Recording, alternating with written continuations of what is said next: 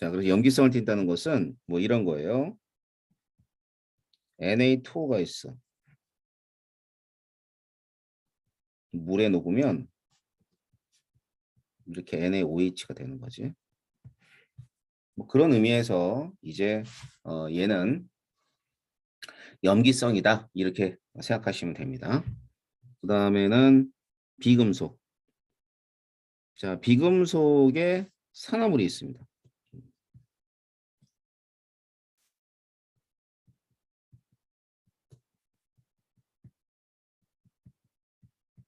비금속 산화물은 산성을 띈다 그래요. 산성. 뭐 비금속 산화물 중에 하나가 CO2.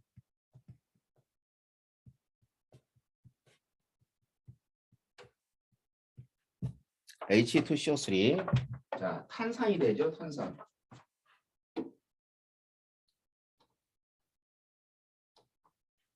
그럼 탄산은 산성이잖아. 산이잖아. 산. 그래서 산성을 띈다라고 생각하시면 되는 거고요. 그래서 뭐 비금속의 화학적 성질들은 이렇게 되는 거니까 뭐 이 정도 알아두시면 됩니다. 자, 그러면 자, 이 단원의 이제 메인이죠. 메인. 가장 중요한 얘기 중에 하나가 주기성입니다.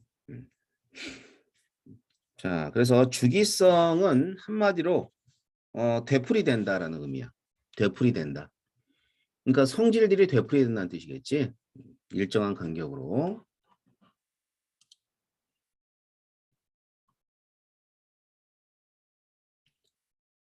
자, 그래서 어떤 애들이 주기성이 있냐면 자, 지금 바로 하는 거는 이제 유핵전화 요거부터 시작해가지고 원자 반지름,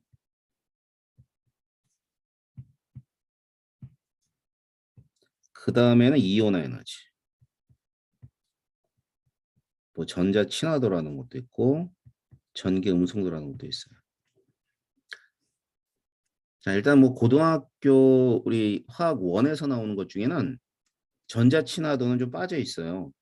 이제 잠깐 의미만 보고 설명만 해드리고 갈 겁니다.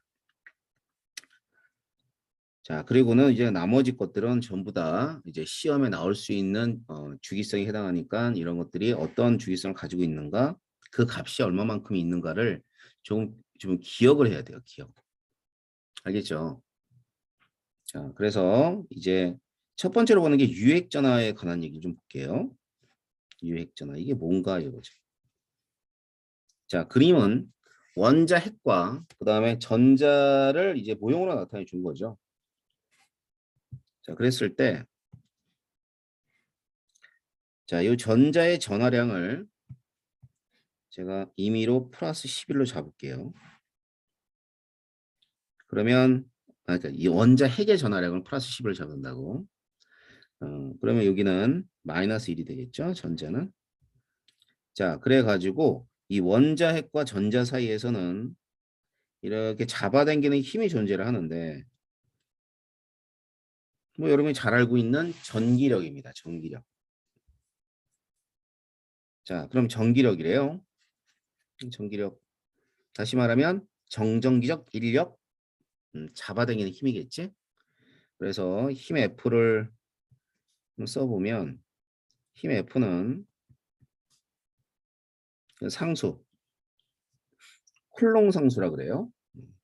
다음 R 제곱에 Q1, Q2. 자, 그래서 전하량의 곱에 비례하고 거리에 그 원자핵과 전자 사이의 거리의 제곱에 반비례한다 이런 뜻인데 그렇다면 전하량을 보면 자, 전자의 전하량이 마이너스 1이라 그랬어요. 마이너스 1을 대입한다고 하자. 그럼 Q2에는 당연히 얼마가 대입돼야 돼? 거기 보면 마이너스 11을 대입해야 되겠죠. 자, 하지만 실제로는 뭐 플러스 뭐 4에서 뭐 플러스 5 정도 뭐 이 정도 자, 이 정도에 해당하는 값만 전자가 느낀다는 뜻이에요. 자, 실제로는 플러스 11인데 전자가 인력으로 느껴지는 그러한 전하량은 요거밖에 안 된다는 뜻이죠. 그래서 이 전하를 유효 핵전하라 그러는 거야.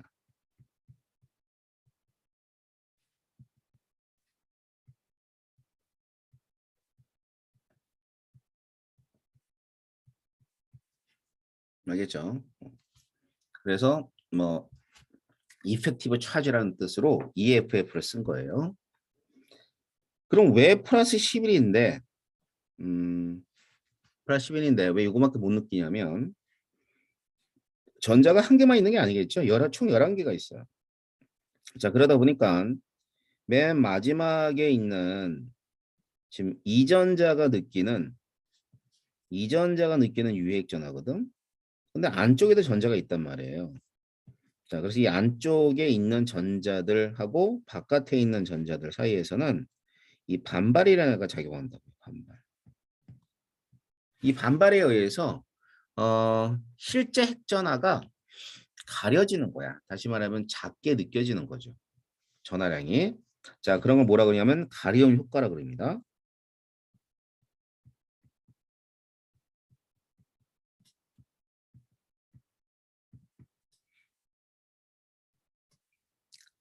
자, 안쪽에 있는 전자하고 바깥에 있는 전자. 이 반발이 작용해요. 반발.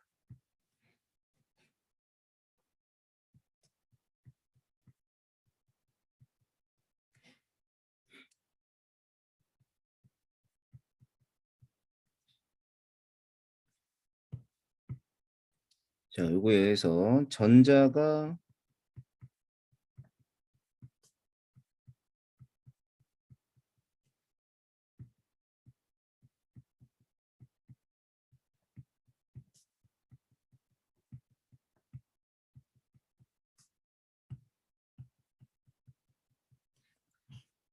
실제 느끼는 핵전하가 감소하는 현상을 가리켜서 가리움 효과라 그럽니다. 자, 그런데 가리움 효과가 전자가 안쪽에 10개가 있다고 10만큼을 가리진 않아요. 보는 것처럼. 자, 그래서 이 가리움 효과를 이제 실제 핵전화에다가 빼주면 그게 이제 유핵전화가 되는 거야. 그래서 여기 보면 식이 이렇게 되죠. 유핵전화.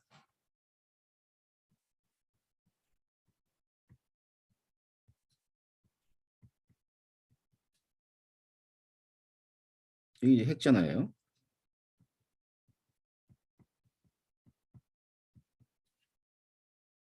S라 그러면 여기 이제 가리움 효과야.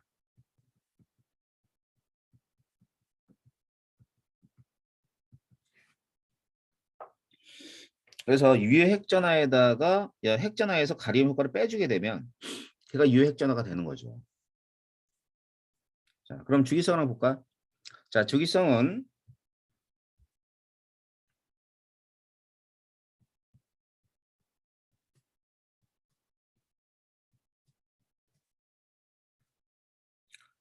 자, 먼저 같은 주기에서 볼까요?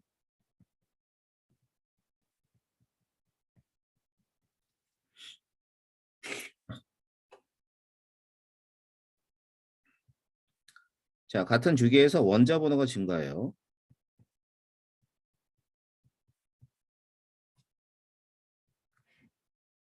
증가한다고 얘가 증가하는 거지. 자, 그런데 같은 주기에선 원자 번호가 증가함에 따라서는 맨 마지막 껍질에 있는 전자수만 증가하겠죠. 안쪽 전자는 거의 같다고 보면 돼요. 거의 같다. 자, 그렇기 때문에 가리움 효과도 거의 같은 거죠.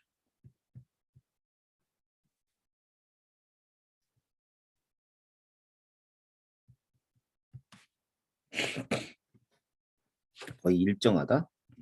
거의 일정하다 이렇게 쓰죠.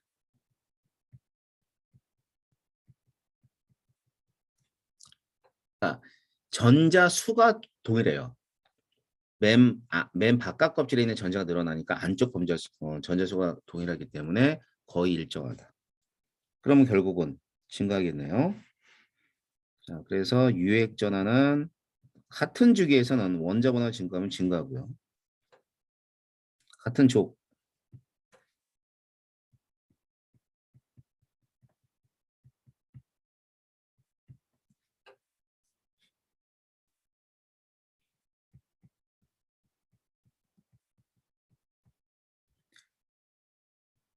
자, 원자번호가 증가하죠? 자, 원자번호가 증가하게 되면 당연히 같은 조개에서는 껍질 수가 계속 늘어나요. 그러니까 안쪽 전자도 자꾸 늘어나는 거야. 뭐 8개 늘어났다가 18개 늘어나다가 이런 식으로 늘어납니다.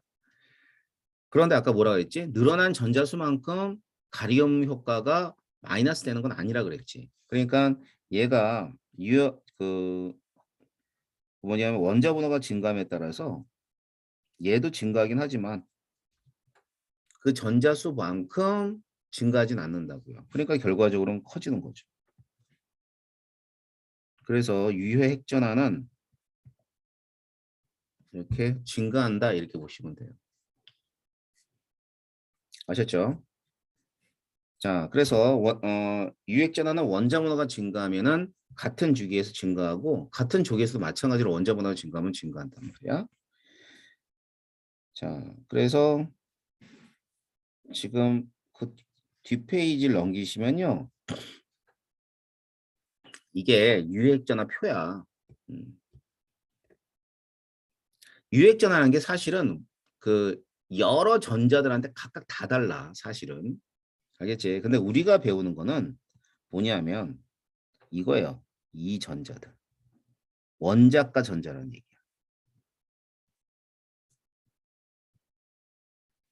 그럼 지금 제가 이렇게 밑줄 친 게 같은 주기거든.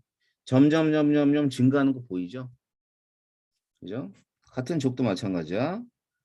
뭐 이렇게 18족인데 같은 족에서 점점 증가하죠. 유액전화가. 알겠지? 자, 그래서 지금 우리가 배우는 유액전화는요. 뭐에 관해서만 배우는 거냐면 원자과 전자에 대해서만 배웁니다. 알겠어요? 원자과 전자. 다른 그 전자에 대한 얘기가 아니라. 자, 그래서 앞에 보면 자, 이런 그래프가 있을 겁니다. 그래서 이 유액 전하는 어떤 전자에 대해서다? 원자과 전자에 대해서다.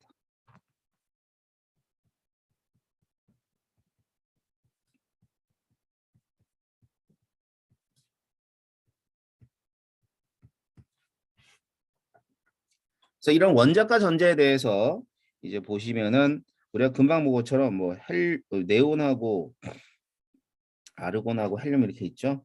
예, 18족 같은 족이니까 점점 증가하고요. 이렇게는 2죽이네요. 그 다음에 이렇게도 같은 족이니까 3주기. 자, 본 것처럼 원자과 전자에 대한 유액 전하는 같은 족에서 증가하고 같은 주기에서 증가합니다. 그런데 여기 한번 볼까? 이게 어떻게 되고 있어요? 예, 뚝 떨어지고 있죠. 자, 되게 중요해. 유액 전하에서 나올 수 있는 내용들은 원자 번호가 큰데도 핵 전하가 유액 전하가 작은 이러한 곳에서 문제가 나올 수 있어요. 아셨죠? 예. 원자 번호가 증가를 했는데 유액 전하가 감소했다. 그럼 뭐가 바뀌었다고 보면 돼? 당연히 주기가 바뀌었다고 보면 돼. 알겠죠? 자, 그런데 뭐 원자 번호가 증가했는데 유액 전하가 계속 증가하고 있다. 같은 주기예요. 자, 그래서 이 부분들을 여러분들이 잘 기억했다가 활용하도록 하십시오. 자, 그러면 여기 한번 가볼까? 원자핵이 전자에 미치는 힘은요. 핵전하에 의해서도 이제 결정되지만 원자핵과 전자 사이의 반지름에 의해서 다시 말하면 거리에 의해서 결정이 돼요. 같은 주기는 별 큰 차이는 없습니다. 거리가 원자핵과 전자 사이의 거리가. 문제는 뭐냐면 같은 족이야. 자, 같은 족에서는 원자 번호가 증가함에 따라서 뭐가 증가하죠? 껍질 수가 증가합니다. 껍질 수. 자, 그러면 이 껍질 수는 원자핵과 전자 사이의 거리에 영향을 주는 요인 중에 하나예요. 그러면 봐봐. 같은 주기일 경우에는 유효 핵전화 증가하고 반지름 뭐 거의 별 큰 차이가 없어요. 예. 근데 같은 조금 말이야. 유액전하 증가하고 얘도 같이 증가하죠. 그렇다면 힘이 같다는 게 말이 안 될 거 아니야. 유효 핵전하가 영향을 주든가 아니면 껍질수가 영향을 많이 주든가. 자, 그래서 결론적으로 얘기하면 어떤 애가 더 많이 영향을 주냐면 바로 껍질수가 더 큰 영향을 준다는 걸 기억하셔야 돼요. 그러면 껍질수가 증가한다는 얘기는 원자 번호가 증가함에 따라 거리가 멀어지는 거니까 힘이 약해지는 겁니다. 자, 그래서 이제 결론져서 얘기하자면 자, 주기성에 영향을 주는 요인들은 이와 같이 힘을 이해하시면 되는데요. 자, 거리의 제곱, 그다음에 Q1, Q2야. 그랬을 때 여기 요값 분자죠. 자, 전환의 곱이 커지면 힘이 강해지지, 그지? 근데 어떤 애들이 이런 영향을 받냐면 같은 주기에 있는 애들이. 같은 주기는 원자 번호가 증가하죠. 그러면 유효 핵전하가 증가하면서 원자핵이 전자에 미치는 힘이 커져요. 자, 힘이 커졌네. 자, 힘이 커지면은 반지름이 작아질 수밖에 없죠. 그죠? 힘이 크면 반지름이 작은 거야. 그 다음에 힘이 크다는 얘기는 전자를 떼어내긴 어려워진다는 뜻입니다. 그 다음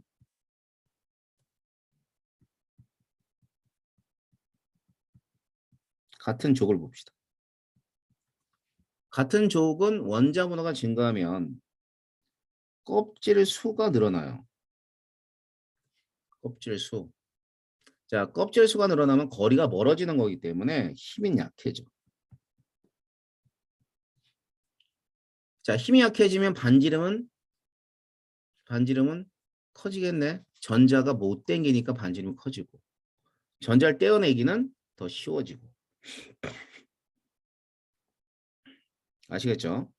자, 그래서 지금 우리가 배우는 주기성을 이해할 때는 바로 이와 같이 유핵전하와 그 다음엔 N수, 다시 말하면 껍질수죠. 껍질수가 어떠한 영향을 주는가를 이해한다면 자, 앞으로 배우는 주기성을 좀 쉽게 알 수가 있을 겁니다. 자, 하지만은 이제 유액전에 관한 주기성들도 문제에 나오니까 예, 그 주기성 알아두셔야 돼요. 이렇게 같은 주기와 족에서 자, 이번에는 이러한 영향에 의해서 원자 반지름이 어떻게 변하는지를 볼게요. 자, 먼저 반지름을 정의를 좀 내려야 되는데요.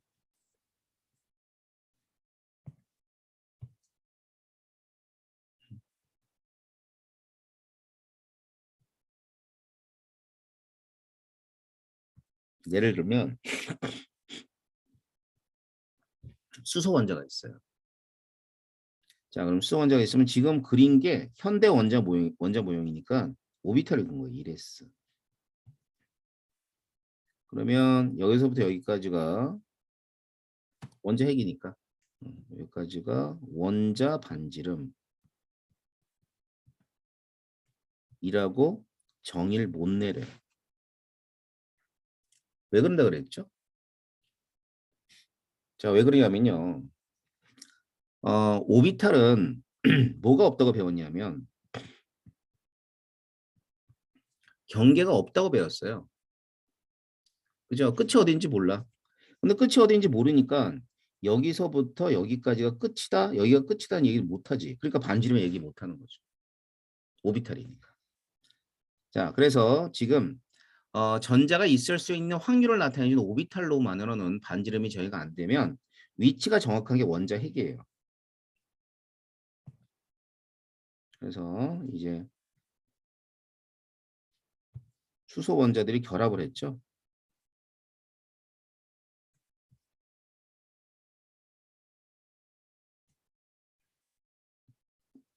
지금 그린 게 이제 수소 분자입니다. H2. 그러면 원자핵이 뭐 각각 위치가 있을 거 아니에요. 이렇게. 그럼 결합을 이루고 있는 상태에서 이렇게 핵간거리를 측정을 해요. 그러고 나선 이 핵간거리를 절반 나눕니다. 그럼 요런 걸 원자 반지름 하는 거죠. 알겠지? 그러니까 원자 반지름은 이렇게 결합이 형성되어 있는 상태에서 그 위치가 정확한 원자 핵 간의 거리를 이용해서 원자 반지름 정의를 내려줘. 그런데 이제 안 되는 애가 하나 있어. 어떤 애들이 안 되냐면 그 비활성 이체는 결합을 형성하지 않죠. 그럴 때는 예를 들어 헬륨을 예를 들면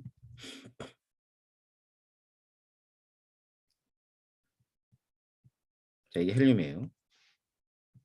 자 헬륨은 화학 결합을 하지 않아요. 그렇기 때문에 이 헬륨을 극저온으로 낮춰요. 온도를 낮춰. 온도를 낮추게 되면 헬륨이 어떻게 되냐면 점점 다가온단 말이야. 이렇게 가까워져. 자 이렇게 가까워지고 가까워진 상태에서 핵간 거리를 갖다 측정을 하죠. 그리고 핵간 거리를 측정한 다음에 이 핵간 거리의 절반을 뭐라고 보냐면 원자 반지름으로 놓습니다.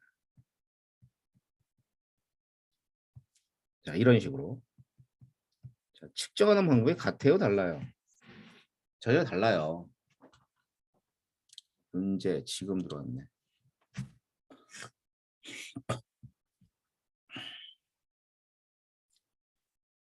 윤재야,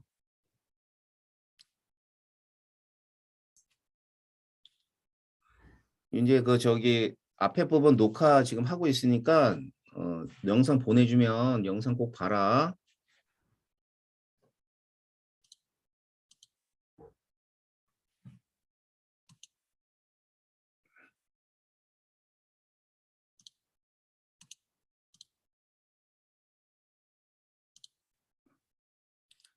자, 다시 볼게요.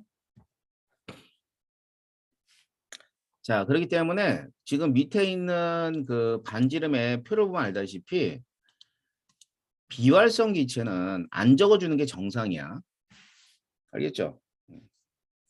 그래서 이제 뭐 이런 반지름을 가리켜서 무슨 반지름이라고 그러냐면 뭐 반데르발스 반지름이라고 그래요. 반데르 발스 반지름. 근데 뭐 이 반데르 발스 반지름이고 나발이고 우리는 비활성 기체를 고려하지 말란 뜻입니다. 그리고 안 나와요. 비활성 기체는. 자, 그러니까 몇 조까지? 17조까지의 반지름의 주기성을 기억하시면 돼요.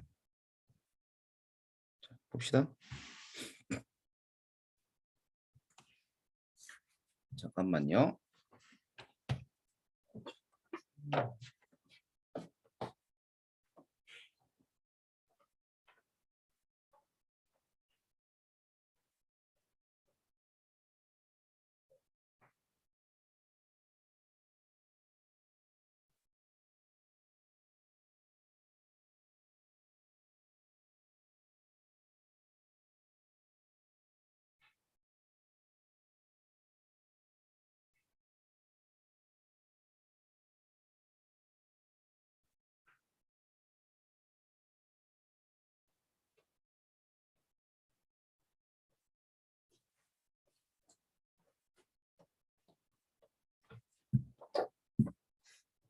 자, 그럼 이제 주기성 한번 봅시다. 일단 주기율표에서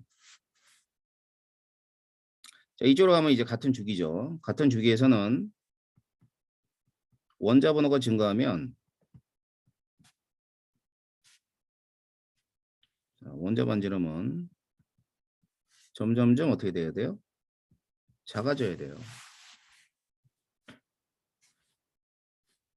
자, 물론 이유는 앞에서 금방 봤잖아. 왜냐하면 원자 번호가 증가하면 유효 핵 전하가 증가하게 되고 원자 핵이 전자에 미치는 인력은 점점점 어떻게 될까요? 커지겠죠. 그럼 점점점 커지면은 반지름은 점점 줄어드는 거야. 그다음 자 이쪽에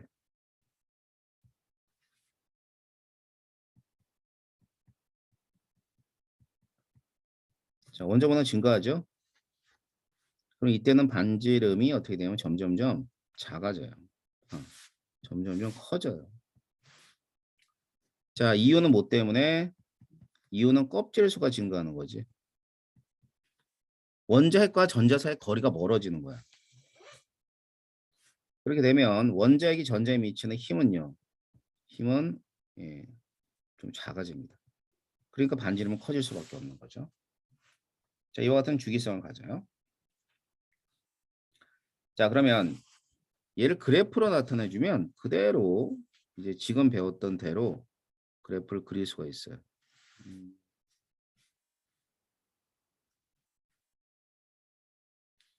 뭐, 여기다 그릴게요.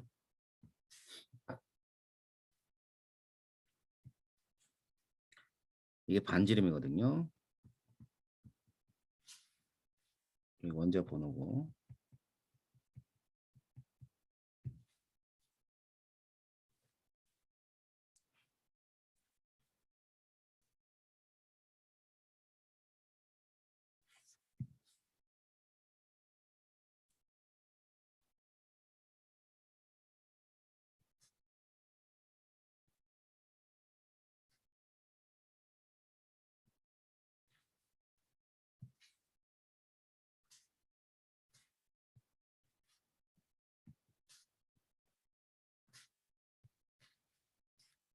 자, 지금 이제 그린 애들이 지금 보면 얘들이 일족이에요, 일족. 점점점 같은 족에서 반지름이 이렇게 커지는 거 보이죠? 그죠? 그다음엔 자, 여기 2주기. 그다음엔 여기는 3주기. 같은 주기는 원자 번호가 증가함에 따라 반지름이 작아지죠. 자, 이런 식으로 주기성을 그릴 수가 있을 텐데 그 아까 제가 선생님이 얘기한 것처럼 여기가 18쪽이 아니에요. 알았죠? 여기는 오히려 17쪽으로 보면 돼요. 왜냐면 비활성 이처럼 표시를 잘 안 해. 알았지? 그래서 같은 조기에서 반지름은 증가하고 같은 주기에서 반지름은 감소합니다. 됐나요? 자, 그래가지고 이와 같은 주기성을 가지고 있지만 이거보다 더 중요한 거는 여기에 있는 반지름을 좀 외워두면 좋아요. 반지름은 굉장히 유용하게 사용되어져. 여러분이 기억하고 있다면. 그렇게 안 돼. 자, 2, 3주기 원소만 해도 돼요. 2, 3주기. 왜 그걸 기억하라 그러냐면 봐봐. 자, 이러한 절대값이 나오는 경우보다는 상대값이 나오는 경우가 많아. 알겠지? 그러면 여기 있는 애들하고 여기 있는 애들이 반지름이 몇 배 차이가 나냐면 대략 2배 정도 차이가 나요. 그럼 얘들을 상대값으로 이제 나타내 줄 때는 막대 그래프를 그려도 이렇게 그릴 수밖에 없어. 알겠지? 그러니까 뭐야? 절대값을 알고 있으면 대략의 상대값을 통해서 원자 그 주어진 조건을 따지면은 아 이쪽은 아마 3주기고 반지름이 이쪽은 2주기겠구나 정도는 예상이 되는 거야. 자, 문제 풀다 보면 도움이 됩니다. 그래서 이 내용들을 좀 기억하시면 좀 어떻겠느냐라고 제가 이렇게 좀 당부를 하는데 정말 안 해오죠. 정말 안 해요. 화학은 정말 뒤지게 안 해요. 너무 안 해요, 화학은. 근데 이게 말이야. 왜 그런지 나도 잘 모르겠어. 아마 가, 대학교 1학년 가서 일반화학을 들어도 똑같은 현상이 벌어져요. 정말, 정말 너무 안 해요. 화학은. 거기에 반해서 생물은 당연히 외워야 되죠. 알았지? 그러니까 생물은 외우는데 화학은 참 안 해요. 자, 외우면은 도움이 돼요. 알았죠? 자, 요번에는요. 이온에 관한 얘기 좀 해볼게요. 원자 반지름 말고 이온 반지름. 자, 이온 반지름은 이온이 두 가지잖아. 첫 번째 양이온이 있고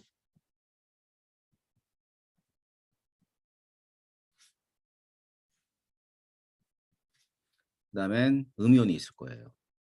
자, 양이온입니다. 양이온은 원자가 전자를 잃을 때 그때 양이온이 되죠. 그럼 반지름은 작아진다.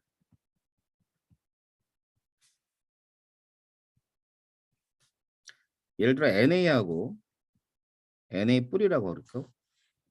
그럼 반지름이 이렇게 된다는 뜻이에요. 자, NA 플러스가 더 작다는 뜻이야.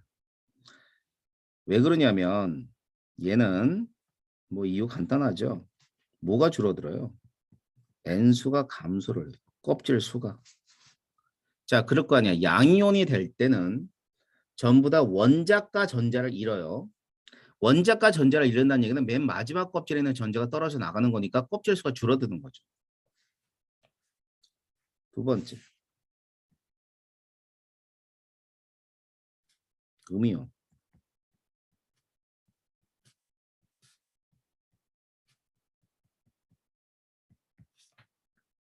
자, 음이온은 반지름이 커진답니다. CL하고 CL-가 있으면은 CL- 더 크다는 뜻이죠. 자, 이온은 지금까지 이유와 좀 달라요. 자, 지금까지는 원인이 되는 게 인력이었어. 그런데 음이온의 반지름이 커지는 이유는 전자 간의 반발 때문이에요.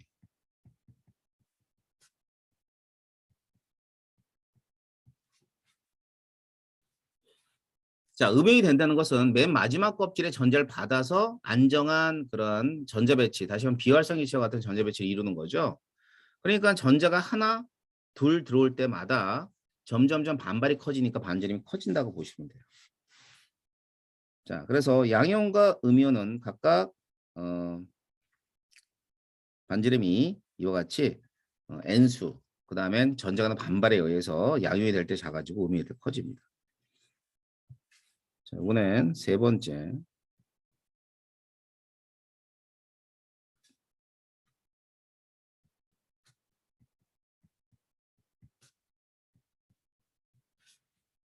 자, 등전자 이온이라고 있어요.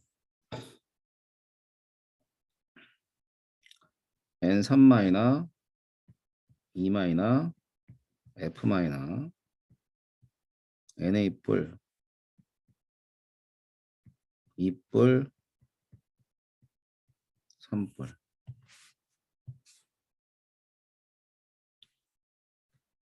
8번, 9번, 11번, 12번, 13번. 자, 지금 보면은 여기에 있는 이 이온들은 자, 전자가 몇 개가 되냐면 전자가 총 10개가 됩니다. 10개. 그죠? 자, N3- 예를 들면 원자과 전자 7, 원자과 전자수가 7개인데 3-가 3개 받았죠. 그러니까 10개죠. 나머지도 뭐 AR3 플러스가 있어. 얘는 13개인데 3개 잃어가지고 3 플러스가 되는 거지. 그러니까 10개 되겠죠. 10개. 그래서 이런 것들을 등전자라는 얘기했습니다. 등전자. 자, 등전자 관계라는 게 뭔지 알겠지? 어떤 이온이나 뭐 분자나 이런 애들이 전자수가 동일하면 등전자 관계라는 표현을 씁니다. 그래서 등전자 이온들이고요. 10개이기 때문에 전자 비치가 동일하죠. 1s2, 2s2, EP6. 자, 반지름은 이렇게 돼요. 자, 이유가 뭐 대충 뭐 예상이 되죠. 뭐가 점점 클수록 원자 번호가 점점 클수록 반지름이 작아지고 있죠. 그래서 등전자 이온은 결국은 전자수가 동일하기 때문에 맨 마지막 껍질에 작용하는 핵의 영향이야. 그러니까 유핵 전하가 크면 클수록 이온 반지름은 어떻게 된다? 이온 반지름은 작아진다라고 보시면 돼요. 그럼 등전자 이온이 얘 말고도 뭐 이런 애들이 있어요. 뭐 SE-,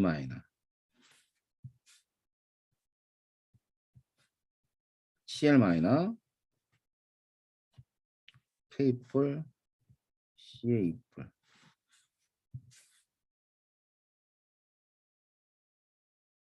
자, 지금 이제 얘들은 16번이 되고요. 17번, 19번, 20번 되니까 전자수가 몇 개냐면 18개짜리예요.1s2,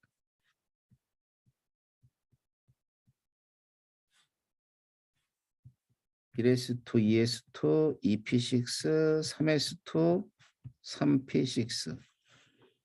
자, 그러면 이와 같이 18개짜리도 등전자 이온이고 반지름은 이렇게 되겠죠. 이온은 똑같을 것이고요. 자, 그래서 등전자 이온 같은 경우는 유액 전하의 증가에 의해서 이온 반지름 점점 작아진다라고 보시면 돼요. 자, 그럼 위에 한번 살펴볼까요? 자, 여기 보면 지금 얘네 단위가 좀 달라요. 앞에 있는 거는 피코미터고 나노미터가 되니까 여러분들이 이제 볼 때는 이렇게 보면 돼. 이건 75, 예를 들어 질소는 75 피코미터, 이온은 171. 앞에 있는 반지름과 같을 거예요. 자, 그럼 아무튼 이쪽 음이온. 자, 음이온 반지름이 커지죠. 그다음에 양이온. 이쪽이 전부 다 양이온. 그러면 얘는 양이온이 됐을 때 반지름이 작아지는 거 보일 겁니다. 자, 그리고 이제 등전자 관계를 보게 되면 등전자 관계는 이렇게 이렇게 질소까지 해가지고 이게 등전자 관계예요. 그다음 또 하나 있죠. S에서부터 여기까지가 등전자 관계. 알겠지? 오케이. 자, 그러면 아예 여기에 있는 이 숫자를 외우는 것도 하나의 방법이에요. 산 넘어 3이 산이지.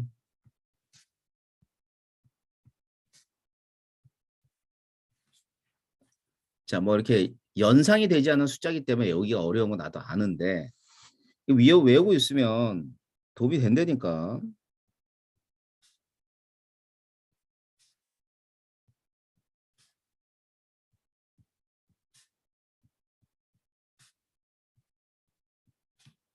그러니까 문제들을 이제 여러분 풀어보면 알다시피 원자하고 이온하고 섞여서 원자 반지름이 나와. 이게 제일 어려워 사실은. 알았지? 원자하고 이온하고 섞여서. 그냥 원자만 나오면은 그렇게 외우지 않아도 돼요. 그런데 원자 이온이 나오면 이게 헷갈려요. 그러니까 아예 이렇게 외우고 있다가 활용하시는 게 제일 좋아. 그리고 이 외우는 기간이 오래 걸리잖아. 뭐 내일 당장 외우라는 것도 아니고 기말고사 때 한번 외우고 수능 전에 한번 외우면 돼. 그리고 외우면 끝나는 일을 갖다 뭘 이렇게 고민을 하고 있어. 제발 외우세요. 알겠죠? 자, 그래서 어떤 숫자? 요 숫자 외우라고. 103, 170, 그다음에 167, 227, 152, 197, 114. 자꾸 보다 보면 좀 익숙해질 텐데, 이게 구구단도 아니고, 그지? 근데 구구단도 옛날에 막 그냥 닥치고 외웠잖아. 한 번 정도 기억하라는 뜻입니다. 물론 기억을 안 해도 문제는 풀리는데 시간이 오래 걸려. 선생님이 좀 어, 기억을 하는 게 어떻게 했느냐라고 여러분한테 추천을 해주는 거죠. 자, 그러면 지금 우리가 배웠던 내용들이 결국 이제 반지름에 관한 주기성인데 정리 한번 해보면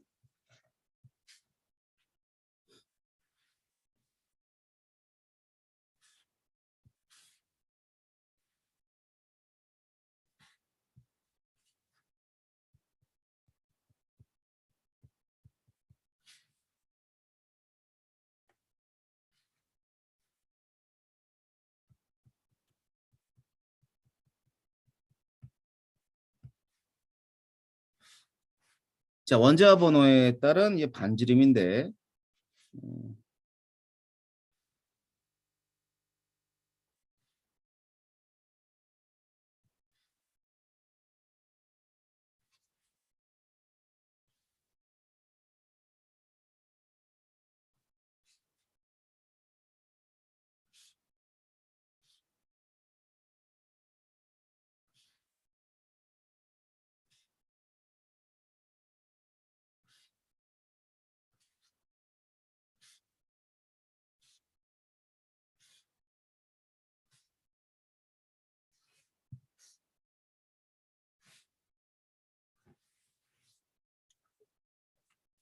자, 그럼 이제 이건 무슨 뭘 말하냐면 같은 원자 번호예요. 같은 원자 번호를 이 뜻이니까 양성자수는 동일하다는 뜻이죠. 이렇게. 그러면 둘 중에 하나는 원자 반지름이고 둘 중에 하나는 이온 반지름이에요. 알겠죠? 자, 그래서 여기 보면 지금 자, 원자 반지름에 비해서 이온 반지름이 큰 거죠. 큰 거는 뭐에 해당하냐면 음이온이 형성되는 과정이라고 그랬지. 그래서 음이온이 형성된다. 그래서 뭐 이유도 알죠. 전자 간의 반발. 이번에는 원자 반지름하고 이온 반지름 중에 이온 반지름이 작네요. 양이온이 형성된다.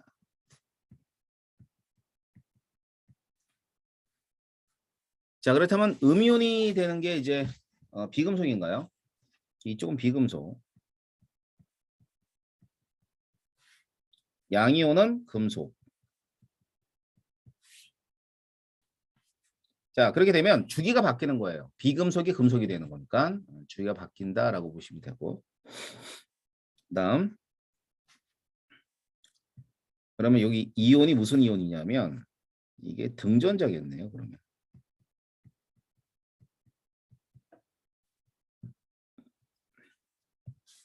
근데 등전자 이온이나 얘들 같은 주기겠죠. 그죠? 모두가 원자 번호가 증가함에 따라 반지름이 줄어들고 있어요. 그래서 이렇게 되는 이유나 아니면 이렇게 되는 이유나 이렇게 되는 이유. 자, 모두가 뭐 때문에? 이 경우는 유해핵전화 때문에. 얘도 유해핵전화 때문에 얘들도 유해핵전화 때문에. 자, 이유가 유해핵전화가 증가해서 반지름이 작아지는 거죠. 그다음 주기가 바뀔 때가 비금속에서 금속으로 갈 때죠. 여기 이런 식으로. 그럼 주기가 바뀌는 거니까 반지름이 이렇게 큰 차이가 나는 건 원자 반지름이 큰 차이가 나는 건 뭐 때문에? 얘는 N수가 증가하기 때문이다. 자, 우리가 배웠던 내용입니다. 그래서 알겠죠? 우리가 배웠던 내용들은 이 그래프 안에 다 포함되어 있어요. 이러한 주기성을 여러분들이 여러 가지 자료를 통해서 파악하시고 특히 원자 반지름에 대한 주기성을 파악하시고 어떤 원소인지를 이제 알아내는 게 여러분이 문제에서 해야 될 일입니다. 그러니까 이 자료들을 정확하게 기억하고 있는 게 문제를 빨리 푸는 방법이지 않을까. 그죠? 그래서 꼭 좀 외울 내용들을 제가 체크해 드리면 요건 외워뒀다가 활용하도록 하세요. 아셨죠? 자, 그러면은 이제 원자 반지름 됐고요. 잠시 쉬었다가 이제 또 다른 주기성 보도록 하겠습니다. 잠시 쉬었다 할게요.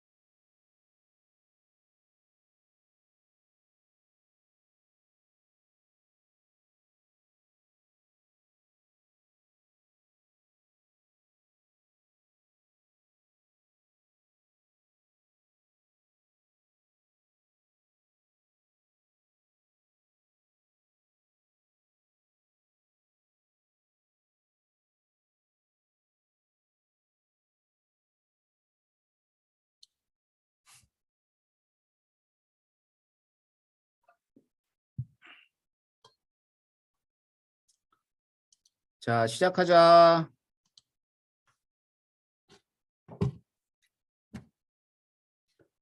다들 자리에 있어?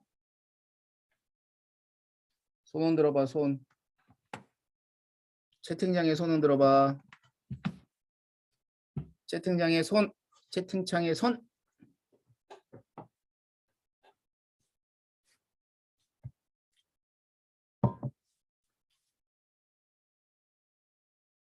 그렇죠. 줌수업 해보니까 줌수업 괜찮은 것 같아요. 근데 줌수업 하고 나 저기 해외여행 가도 될 것 같아. 다이빙하러 갔다 오면 안 될까? 이제 따뜻해지는데 3월인데.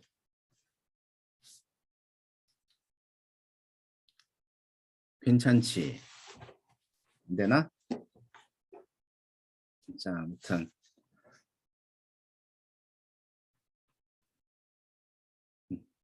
이게 손 흔드는 게 일이라고 표시한 게 손 흔드는 거구나.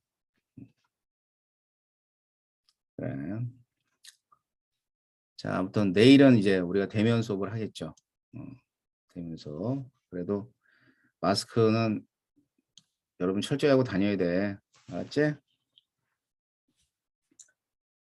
자, 봅시다. 두 번째는 이온 에너지 좀 볼게요. 자, 이온 에너지 같은 경우는 정의를 좀 잘 봐야 돼. 가끔 정의로 낚는 경우도 있으니까.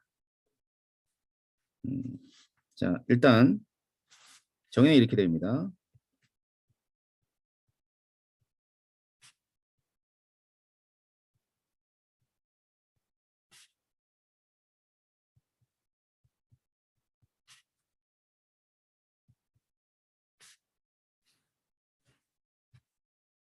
기체 상태의 원자야.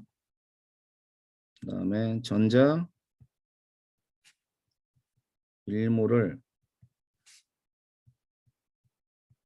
떼어내기 위해서 필요한 에너지. 이런 의미를 가지고 있어. 자, 중요한 키워드는 뭐야? 기체. 이 기체 상태 원자에서 전자 1몰을 떼어내기 위해 필요한 에너지다. 일단은 이온은 양이온이 형성되는 과정이겠네요. 전자를 떼어냈으니까.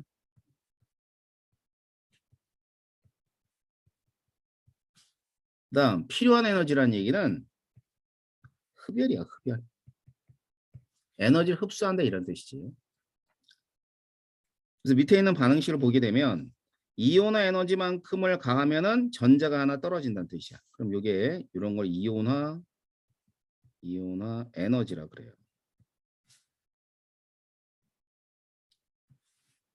자, 그래가지고 이제 이러한 이온화 에너지가 전자를 떼낼 때 필요한 에너지니까 얘들이 어디에 영향을 받는가? 자, 그걸 한번 볼게요. 자, 원자 핵이 있습니다. 원자 핵이 있고요. 반지름이 작은 애가 있고요. 어떤 경우는 반지름이 큰 애도 있겠죠. 이렇게. 자, 전자를 떼낼 때는 어디로 떼내냐면 무한대 있는 쪽으로 n이 무한대 있는 쪽으로 떼내는 거예요. 그렇게 되면 자, 이 경우에 전자를 떼낼 때하고 자, 이 경우에 전자 떼낼 때 각각 반지름이 작은 쪽에서 떼내는 경우하고 큰 쪽에서 떼내는 거죠. 그러면 반지름이 작은 쪽에서 떼낼 때 자, 이렇게 떨어져요. 그러니까 무한대로 보내주는 거야. 그럼 그만큼 에너지가 들어가겠지. 우리 보해 원자 모형에서 봤죠. 수소 원자에서 n이 1인 쪽에 전자가 있다가 얘를 무한대로 보내주는 걸 이온화라 그랬으니까. 자, 그 다음 여기서는 이렇게 떼내는 겁니다. 전자를. 자, 그림에서만 보면 알듯이 어디에 에너지가 많이 들어가냐면 이렇게 까만 거 있죠? 위의 경우가 에너지가 크다라고 얘기할 수가 있어. 그럼 반지름으로 보게 되면 원자 반지름이 어떨수록 원자 반지름이 작으면 작을수록 이온화 에너지가 크다. 이렇게 얘기할 수 있죠. 반지름과의 관계는 반대야. 원자 반지름이 작을 때 이온 에너지 크다라고 얘기할 수 있을 거라고. 자, 그럼 이온 에너지가 작다는 것은 작다 혹은 크다. 크다부터 할까? 크다. 자, 이온 에너지가 크다는 것은 그만큼 전자를 떼낼 때 에너지가 많이 들어가는 거니까 전자를 떼어내기 어렵다. 알겠지? 얘는 전자를 떼어내기 어렵다야, 어렵다. 알겠죠? 이온 에너지가 크다는 얘기는 전자를 그만큼 떼어내기 어렵다. 자, 이온의 에너지가 작대요. 자, 이온 에너지 작다는 얘기는 전자를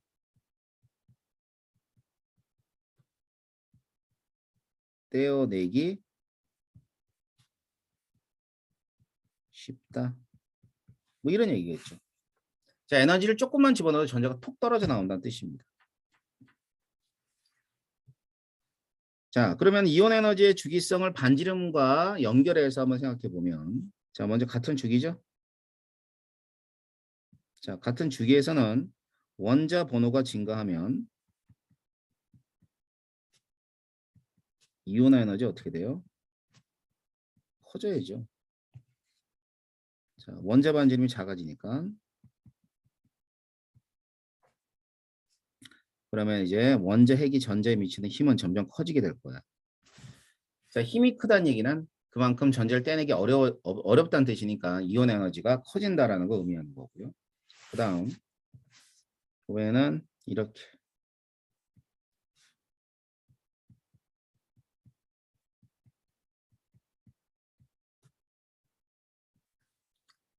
자, 원자 번호가 커지면은요. 이 경우에는 이온의 에너지가 점점 작아져요.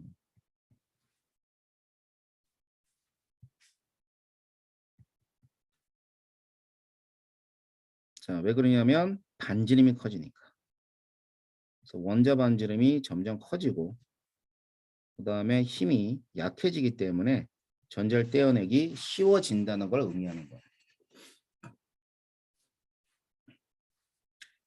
자, 그래서 이제 원자 번호에 따라서 거기 밑에 보면 이제 이온의 에너지가 쭉 나와 있습니다. 자, 먼저 헬륨이겠죠? 네온, 그 다음에 아르곤. 여기 쭉 이으면 쭉 이어봐. 18쪽이죠. 그럼 같은 쪽에서는 원자 번호가 증가하면 이온 에너지 어떻게 돼? 작아진다 그랬잖아. 그치? 그 다음에 또 요거 Li, Na, K.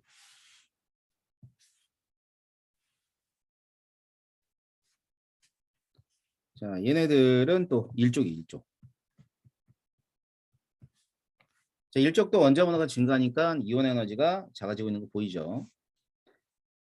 그 다음 이쪽을 보게 되면 이쪽은 2주기. 자, 이렇게가 이제 3주기예요. 근데 같은 주기에서는 원자 번호가 증가하면은 이온의 에너지가 커진다 그랬는데 계속 커지는 게 아니네요. 그죠? 여기 보면 여기가 수소인데 헬륨, 리튬, 베릴륨, 동소. 이거 작아지죠? 탄소, 질소, 산소, 플로린. 그다음에 여기가 마그네슘, 알루미늄, 규소. 그다음에 요 요거 황.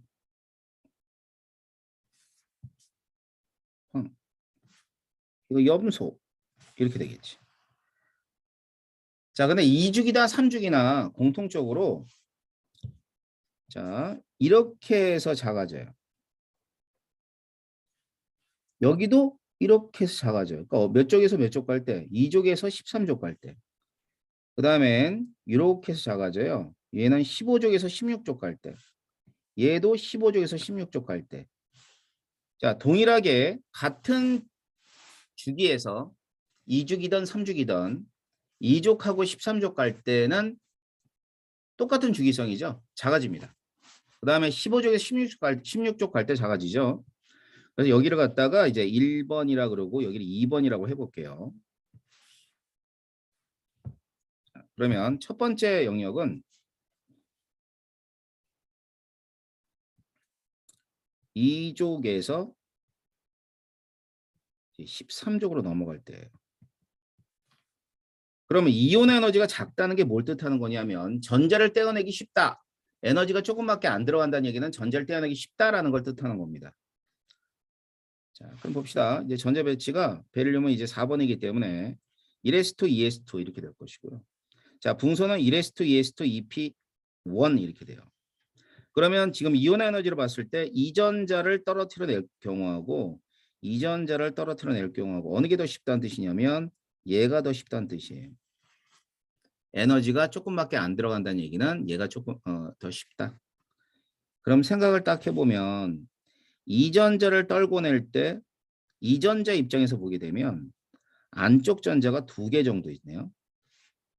근데 이전자 입장에서 보면 안쪽 전자가 무려 4개가 있는 거니까 여기 있는 붕소에 EP에 있는 전자를 떼어낼 때는 이 전자의 가리움 효과가 큰 거야. 다른 전자가 많이 가려지는 거지. 그럼에 따라서 이 전자가 상대적으로 불안정해져요. 그러면 상대적으로 불안정하다는 뜻은 에너지 준위가 높다는 뜻을 의미하는 겁니다. 아셨죠? 자, 그래서 여기 보면은 이 p 오비탈의 전자는 ES 오비탈에 비해서 전자의 가림을 많이 받으므로 유효 핵전화가 작다. 자, 유효 핵전화가 작을 때 에너지 준위는 높은 거야. 그래서 전자들의 에너지 준위를 보게 되면 전자들의 에너지 준위는 ES하고 EP 중에는 EP가 높아요. 그럼 에너지가 높으면 그만큼 불안정하다. 에너지가 높으면 불안정한 거야. 불안정하면 떨어지기 쉬운 거고요. 자, 이유도 기억하셔야 됩니다. 다음, 이번에는 15족에서 16족 갈 때. 자, 두 번째는요. 15족에서 16족 갈 때. 자, 15족에서 16족에서는 16족이 더 이온에너지 작죠. 그러면 이 전자를 떼어낼 때 하고요. 이 전자를 떼어낼 때 어느 게 더 쉽냐는 얘기냐면 이게 더 쉽다는 뜻이에요. 산소에 EP에 있는 전자를 떼어내기 더 쉽다. 자, 그런데 여러분 이제 전자 배치를 보면 알다시피 어렵지 않게 왜 그런지 알 수 있을 거예요. 얘는 홀 전자고 얘는 쌍으로 돼 있으니까 쌍으로 있는 전자는 그만큼 전자 간의 반발 때문에 떨어지기 쉽다는 뜻이에요. 자, 이것도 기억합시다. 자, 그래서 산소는 2개의 전자가 채워져서 반발 때문에 떨어지기 쉽다. 전자 간의 반발이네요. 이 전자 간의 반발도 역시 전자 간의 반발 때문에 에너지 준위가 높아져. 불안정해지는 거지 전자가. 그러면 전자를 떨어뜨리기 쉽다라고 얘기하는 거예요. 자, 이유들 기억하시고요. 근데 그보다 더 중요한 건 뭐냐면 이 그래프를 기억하는 게 먼저겠죠. 그러면 이거 기억하라 그러면 또 뭐냐면 이거만 기억해요. 아니 모양만 그려 기억할 걸 뭐하러 기억하니? 자, 내가 기억하는 방법을 한번 알려줄 테니까 여러분들도 따라서 좀 그려보세요. 자, 어떻게 그리면 되냐면 봐봐.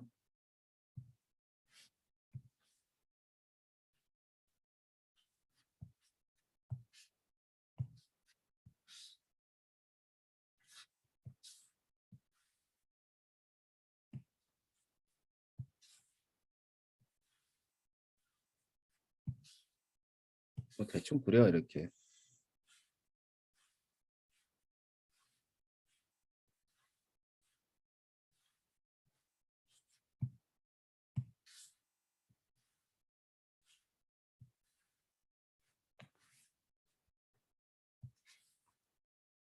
얘가 이온의 에너지인데, 이거.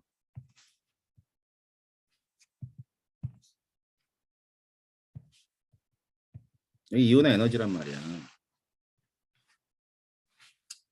자, 이온의 에너지가 되고, 다음엔 Y축이 500, 1000, 1500, 2000, 2500kJ야. Y축 이렇게 된다고. 알겠지? 원자번호니까 원자번호 1번부터 한번 점을 찍어 볼게. 자, 수소의 이온 에너지 얼마예요? 그걸 내가 어떻게 알아야가 아니야. 우리가 배웠잖아. 보의 원자모형에서 1312라고. 그럼 1312면 이쯤 되는 거야. 수소 찍어. 자, 그 다음엔 헬륨은 한 2500 제일 커요. 자, 그 다음에 리튬. 리튬 어느쯤 돼? 한 500 정도 돼. 500. 약 500 정도. 자, 찍으세요. 자, 이게 리튬이지. 자, 베릴륨은 어떻게 될까? 자, 베릴륨은 1000이 좀 안 돼요. 베릴륨. 자, 그다음 붕소. 붕소가 한 6, 700? 6, 700? 한 700? 이렇게. 이게 붕소. 자, 그다음 탄소. 탄소는 1000이 조금 넘어. 탄소. 알겠죠? 질소. 질소가 한 1500 근처 가고요. 산소가 얘들 사이 정도 돼요. 이렇게. 자, 플로린이 한 1500이 넘고 2000이 좀 안 되니까 플로린 한 이 정도. 이 정도 놓고. 알겠죠? 자, 그다음에는 네온이죠. 자, 네온은 한 2000 정도. 이 정도 됩니다. 그 다음에 나트륨으로 가게 되면 나트륨은 500 이하예요. 500 이하. 쭉 가서 여기. 이 정도. 자, 그 이상은 내가 안 그릴게. 자, 이렇게 되면 이게 마그네슘. 이렇게 됩니다. 알겠죠? 자, 그러면은 이 그림을 여러분들이 맨 처음에 보고 5번 그리고 그 다음에 안 보고 5번 그려봐. 그럼 대략적으로 얼마 정도인가를 여러분들이 생각할 수 있을 거란 말이에요. 이게 외우는 거야. 이게 외우는 걸 잘못 외우고 있다고. 이 그래 모양을 외우면 뭐 할 거야? 값들을 중요해. 값들. 그리고 특히나 이온 원자 반지 이러면 상대적인 값이 많이 나오지만 여기 이온화 에너지는 절대값이 많이 나와요. 그러니까 예를 들면 제일 이온화 에너지인데 이거 이 이온화 에너지인데 500 정도 돼. 그럼 뭐야? 닥치고 알칼리 금속이야. 알았어? 이온 에너지가 500kJ 정도 되는 건 알칼리 금속밖에 없거든. 자, 그런 식으로 여러분들이 이제 이런 것들을 좀 이렇게 그려가면서 외우시면 도움이 된다는 뜻입니다. 아시겠어요? 자, 그래서 이제 제일 이온화 에너지에 관한 얘기를 좀 봤습니다. 주기성이죠. 다 기억하셔야 될 내용이고요. 자, 그다음 자, 순차적 이온 에너지가 어떤 의미를 갖는가를 좀 설명을 하고 또 추가적인 내용은 다음 시간에 해야 될 것 같습니다. 자, 일단 순차적 이온 에너지. 자, 우리가 금방 봤던 게 뭐냐면 이거죠. 제일 이온 에너지. 첫 번째 전자 떨어뜨려낼 때. 자, 그런데 전자는 하나만 있는 게 아니죠. 수소만 하나 있지 나머지 2개 이상이 있기 때문에 두 번째 전자를 떨어뜨려낼 때도 에너지가 필요합니다. 그래서 얘를 제2 이온 에너지. 자, 분명 두 번째 전자는 M 플러스에서 떨어지겠죠. 그래서 M2 플러스가 될 테니까. 자, 이런 걸 제2 이온 에너지라 그러고 이러한 에너지를 순차적 이온 에너지라 그럽니다. 그러니까 전자 수만큼 있는 거죠. 전자가 3개 있으면 제3 이온 에너지. 전자가 5개 있으면 제5 이온 에너지까지 있다는 거 뜻이야. 자, 그럼 보세요. 예를 들어 원자 핵이 자, 10일이야. 양성자가. 그러면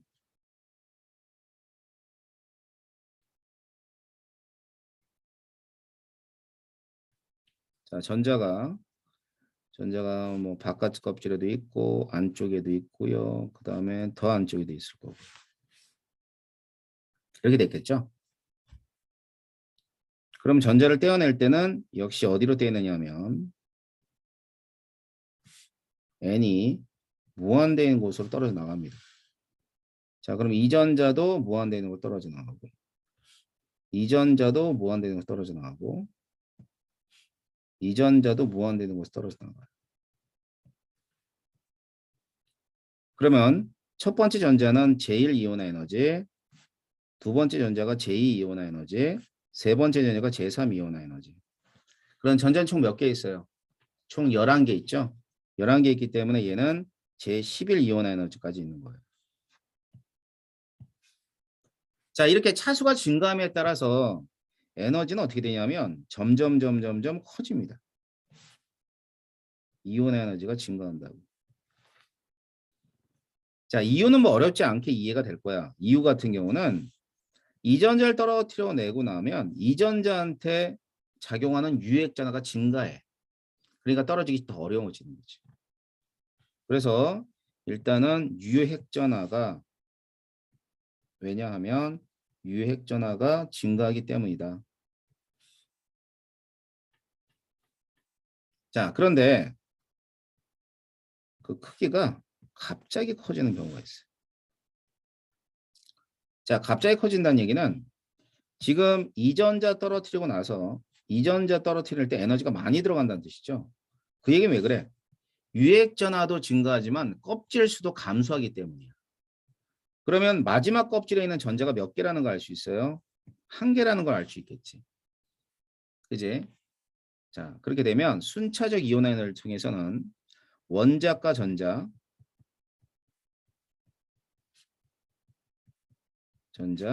또는 족을 확인할 수 있다. 이게 가장 중요한 원자과 전자에서 우리가 알 수 있는 사실들이에요. 자, 밑에 이제 표를 보면 NA가 있어요. NA 일족이죠. 그럼 제1에서 제2 넘어갈 때 확 커지죠. 그럼 갑자기 확 커지는 그 기준은 3배, 4배 이상. 몇 배 이상? 3배, 4배 이상. 자, 그럼 마그네슘 이족이잖아. 그러니까 7, 3, 8, 1, 4, 5까지는 별 차이 안 나는데 여기서 확 커지죠. 그럼 원자과 전자 몇 개 있다? 2개 있다. 자, 알루미늄 13족이지? 여기 확 커지죠. 뭐 이 정도 커지면은 3배, 4배 이상 커지면은 많이 커진다고 보시면 돼요. 자, 그래 가지고 이제 마그네슘 같은 경우도 원자과 전자 2개, 알루미늄은 3개라는 걸 알 수 있겠죠. 자, 그래서 마그네슘 예를 들어서 마그네슘이 안정한 이온이 된대. 그럼 전자를 몇 개 떨어질 때야? 2개 떨어질 때지. 그러면 Mg가 있는데 전자가 2개 떨어지려면 738에다가 1451kJ만큼을 가하게 되면 Mg2 플러스하고 전자가 2개 떨어져 나와서 이 Mg2 플러스가 어떤 이온이다? Mg2 플러스가 안정한 이온이라고 얘기하는 거예요. 그럴 때 들어가는 에너지는 제1과 제2의 한 만큼 들어갑니다. 자, 이런 걸 순차적 이온 에너지라 그래. 자, 그래서 순차적 이온 에너지에 관한 얘기까지 본 것 같아요. 자, 다음 시간에 추가적인 얘기 조금 남았고 나머지는 문제 푸는 거야. 그럼 여러분들이 그 교재 문제 풀어야 돼, 안 풀어야 돼? 자, 교재 4강, 5강, 6강 문제를 다 풀어오는 겁니다. 알았지? 그래서 선생님 이제 단원별 나눠준 것 중에 파트 1을 다 풀어오는 게 내일까지 숙제야. 알겠죠? 자, 오늘 여기까지 할 거고요. 내일은 학원입니다. 내일은 학원에서 보도록 하겠습니다. 예. 자, 다들 수고했고요. 내일 보도록 할게요.